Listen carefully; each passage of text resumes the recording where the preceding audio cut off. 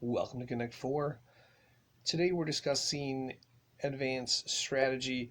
Now there's a lot of different things we could cover here, such as when you're second player trying to control that second column, and vice versa. If you're first player, don't let the second player have control of the second column or second row.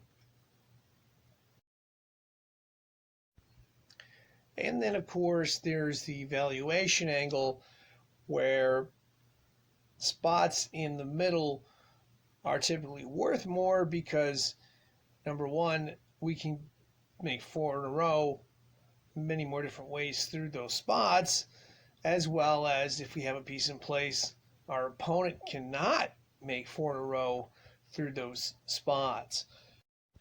And of course, once we establish control of the center, we can set up double attacks that are impossible to defend once they're set up in place.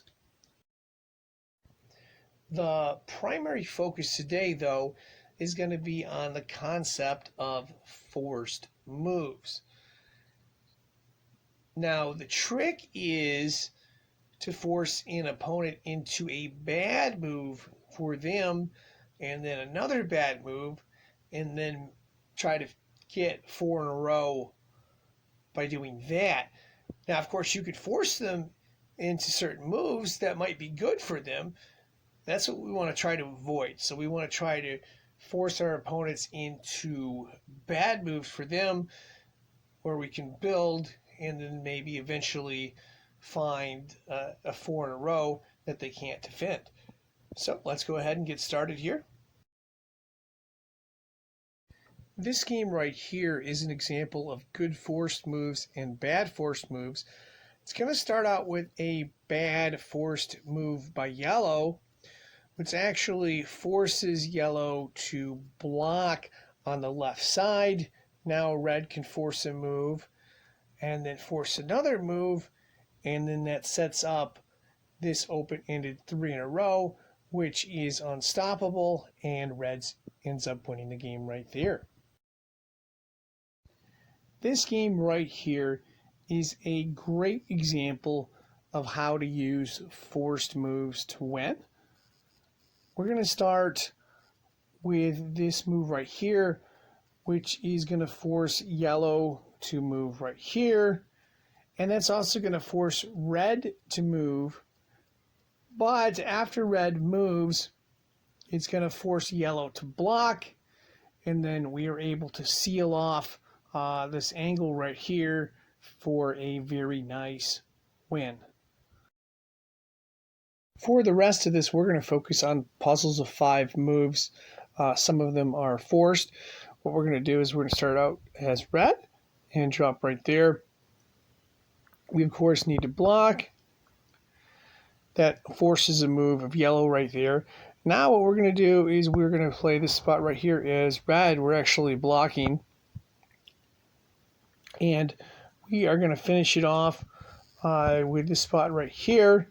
That's going to give us 2 ways to win. If you'll notice on the very bottom right-hand corner, there's an open spot. In this puzzle right here, we're going to force some moves.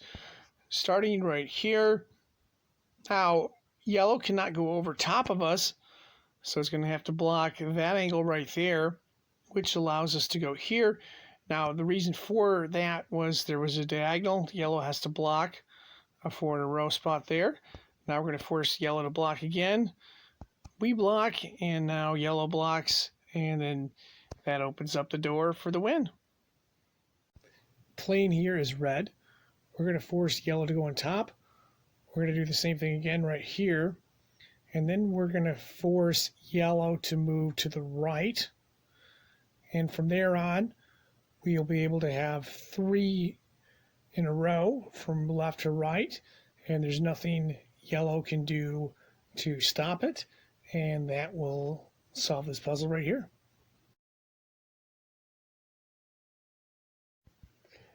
In short, getting good at forcing moves on one's opponent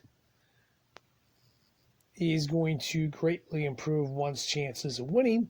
The trick, of course, is to see it while playing the game.